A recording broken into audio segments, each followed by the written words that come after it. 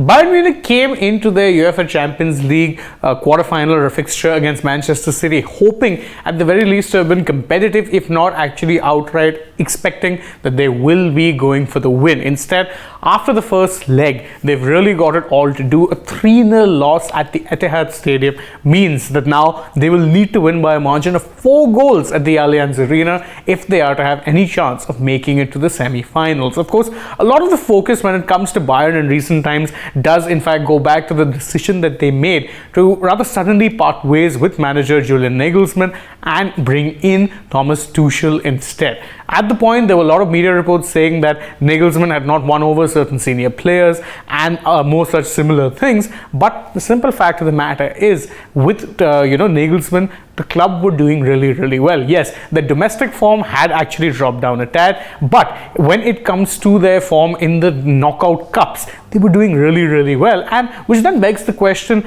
in hindsight, and this is very early hindsight I may add, can you say that they actually made a mistake sacking Nagelsmann, who was actually doing, by all intents, a pretty good job? Well, to answer that question, we'll look at two things. First off, how it is that they have fared since sacking Nagelsmann.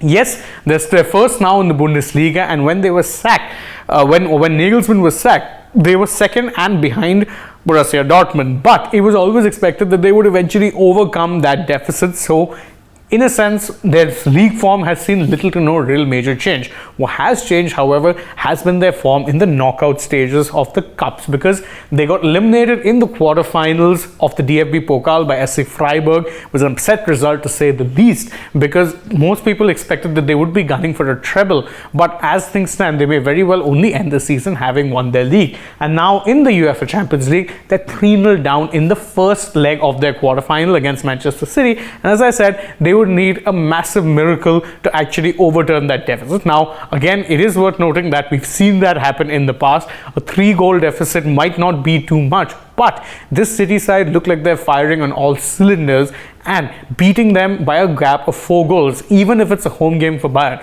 would be much easier said than done. Now, when you come looking about not just these, it's also worth noting that unfortunately, both of those cup, knockouts, pretty much one knockout now, which has been taking place in the Champions League, as well as them being officially eliminated from the DFB Pokal, both have been overseen by Thomas Tuchel. So that's not really a good look. And whilst, as I've noted, their league form has improved by a certain degree, don't forget, they absolutely hammered Borussia Dortmund in, of course, the derby match, which took place, which is the first match that Tuchel took charge of. With Bayern, their success is not normally judged by the Bundesliga. It's judged by how well they do in the Champions League. And unfortunately for Bayern, ever since they've won it in 2020, they have pretty much made it a habit of getting knocked out in the quarterfinals itself. And this time around too, there is another quarterfinal loss that is in fact staring them at the face. Now, there's no doubting the fact that Thomas Tuchel is a quality manager. Don't forget, he has won a Champions League with Chelsea. He's led PSG to another to a Champions League final in 2020, which incidentally they lost to Bayern Munich. But the simple factor of the matter was that even if they felt uncomfortable with Nagelsmann, it just made more sense to wait out till the end of the season if they were to actually part ways and say, look, okay, we gave you 2 years, you've done good. It didn't quite work out, but you know what? Let's just end things amicably instead of actually sacking him in the middle of a season where admittedly he was doing really well. I mean, don't forget, Bayern in the Champions League were drawn in a group of death that included Inter Milan and FC Barcelona. And before this match, which Thomas Tuchel took charge, Bayern had not lost a single match in the Champions League. They won all of their 6 home group games, and they won both legs of the round of 16 knockout that they featured against PSG.